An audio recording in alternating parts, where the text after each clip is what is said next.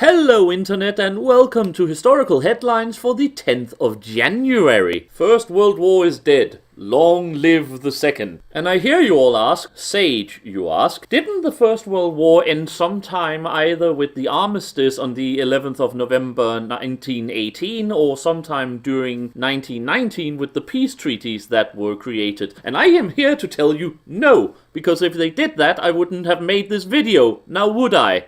I am sorry, apparently the war is getting me into a combative mood. No, what happened today was that the Versailles Treaty, which had very truly been negotiated in 1919, actually entered into effect, which means that on this day in 1920, the First World War officially ended. Many of the other peace treaties, such as the ones with the Austrian Empire or the Russians and so on, had already taken place at this time. But today, the Versailles Treaty with the former Empire of Germany went into place, and also the League of Nations was formally formed. And since the Versailles Treaty was in many ways, of course, the foundational stepping stone for the Second World War, which was to such a degree to eclipse the first one, I figured it might finally be the time to actually talk about it just a little. And to talk you through this, I will send you now once again to our newest time-traveling correspondent, the always exciting and lively Professor Smith Smythe Winchester. Yes, thank you, studio, and welcome here to Paris in 1920. With the Versailles Treaty ready to take its place in the great annals of peace negotiations in history, we can finally put the Great War behind us. Now, the treaty itself have of course been blamed for being either too brutal towards Germany or not brutal enough towards Germany. It is particularly said that the military would really like it to be a bit harsher, while the politicians would perhaps have liked it to be a bit lesser, especially those from Britain and from America, while Tiger Clemenceau of France is said to be quite in line with his Marshal Ferdinand Foch, who would have really liked to use this treaty to destroy the imperial state as a superpower and return Germany to as it was before 1870. While the Germans, of course, can rightly, to a certain degree, be said to be very unhappy with the current treaty, as it must be remembered that the war ended while they were still actually, with all of their armies, still inside France and Belgium, and with heavy support and reinforcement coming from the east following the peace treaty at Brest-Litovsk, which knocked Russia out of the war. While, of course, Germany had suffered severe defeats in the 100 Days Offensive, and America had finally managed to enter the war with all of its industrial capacity, you can easily understand the Germans' viewpoint that since they were not even forced back to their own defense lines around the River Rhine,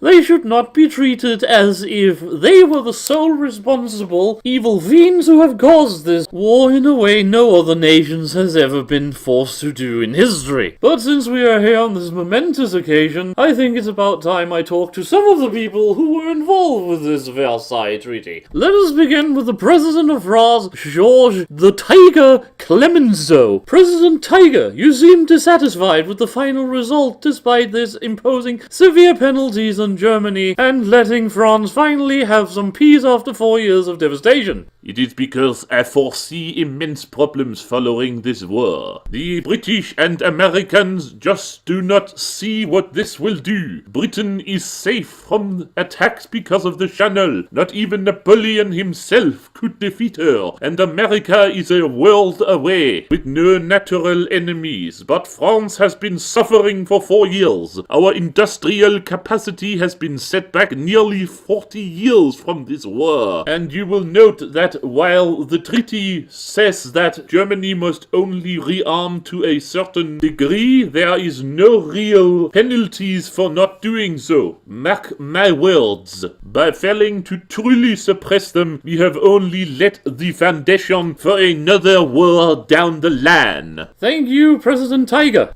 Now, with this being said, let us go for a counterpoint to the British Prime Minister, who seemed to be shaking his head at the French President's claim. Prime Minister Lloyd George, you don't seem to be particularly fond of this particular treaty either. What do you have to say about the whole situation? Well, you see, what my esteemed colleague failed to understand, of course, is that Germany has been treated too harshly and has not been conciliated in any way. This is a completely one-sided denunciation of their entire state, and it will lead to nothing but resentment and hatred and eventually some attempts at revenge down the line. I am sure this will eventually lead us to a new war. Just you wait and see. So it seems like no one is actually really happy about anything that's going on with the current treaty. Except for one. I can see one person being very happy. Now let's go talk to him for a second. President Woodrow Wilson of the United States of America. What do you have to say on this momentous occasion where the Versailles Treaty is taking effect? Woo! America rules! League of Nations! France, Britain, Germany can go suck it! Progressivism for the win! A new dawn for peace and cooperation in the world! Yeehaw!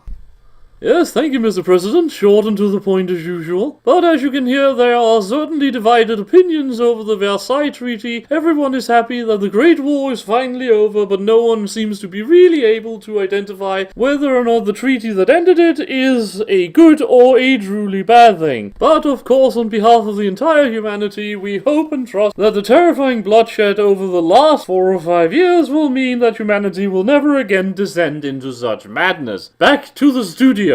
Thank you, Professor. Now, as alluded to in the professor's reporting, the problem with the Versailles Treaty seems to be that it placed itself between two chairs. It was incredibly restrictive and repressive in some ways, putting upon Germany all of the blame for the entire warfare and asking them to pay for all damages and perform various public penitent actions because of their responsibility for the war. And while it's true that Germany had been looking for a military confrontation for some time to improve their power in Europe, the war was hardly started because of the emperor or the German military high command. It was started because of a treaty network and just a system of alliances and power balances in Europe that had finally reached the breaking point and which all of the great European powers had been participants in. So to treat Germany as the villain rather than just the loser, the victorious Entente powers really only ensured that there would be the stab in the back legend and the eventual rise of German militarism under the Nazis. Because from the other point of view, Clemenceau and Foch was also completely right. You could not create a treaty that was so harsh in some ways